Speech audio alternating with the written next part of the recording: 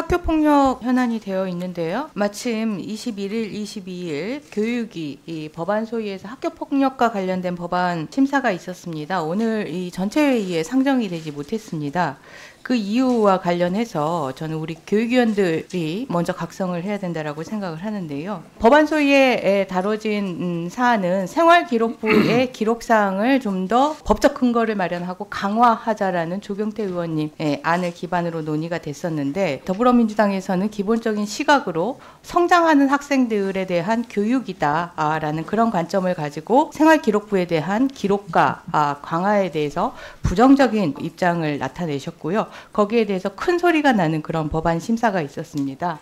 교육부의 입장이 흥미로운데, 교육부는 생활기록부와 관련해서는 학교 현장에서 좀 더 탄력적이고 유연하게 운용될 수 있도록 해달라라고 했는데, 그 저변에 깔려있는 부분은 학교 현장에서 학교폭력을 대응하기가 그만큼 어렵다. 그 이유가 이번 정순신 변호사 아들의 상황에서 적나라하게 드러난 것이죠. 가해자뿐만 아니라 가해자 패밀리가 전체적으로 이 학교폭력과 관련된 어떠한 기재사항도 남기지 않도록 하는 모든 꼼수를 동원하는 그런 상황이 학교 현장에서 벌어지고 있기 때문에 학교 측이 적극적으로 대응하기가 더 어려워서 이 입장입니다. 학교 졸업한 이후에 취업까지 이 부분을 우리가 강화해야 되느냐 마느냐 이런 부분들을 논의하기 전에 당장 이 학교폭력이 발생했을 때 이에 대한 잘잘못을 학교에서 확인하고 이에 대한 부분들을 기록하는 것조차 어려운 상황입니다. 이번 정순신 변호사 아들의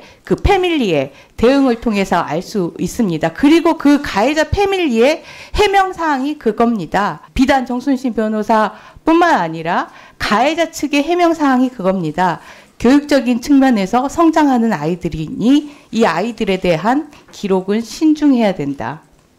그런데 가해 행위가 발생했을 때 그에 대해서 학교는 분명하게 잘잘못을 이야기를 하고 판단을 해야 되고, 그에 기반해서 그 이후에 성장과 교육을 따질 수 있는 것입니다. 가해 행위 자체에 대한 잘잘못도 따지지 못하게 하는 상황에서 그 다음 어떤 교육과 성장이 있을 수 있겠습니까? 이것을 적나라하게 보여주는 사안이고요. 그래서 차후 법안 심사에 교육부는 단순히 현장의 어려움을 호소하는 거에 그치지 말고, 현장의 어려움을 호소하기 위해서 학폭위의 심의사항 자체가, 그 자료가 그 이후에 어떠한 그 재판으로 시간 끌기가 이루어지든 상관없이 그 회의록 자체가 입학 사정에 활용될 수 있도록 하는 그런 방안들을 검토를 해야 되고요. 그 이후에 행정심판이나 행정소송에서 가해자에게 유리한 자료가 나왔으면 가해자 측에서 그건 뭐 활용하겠죠.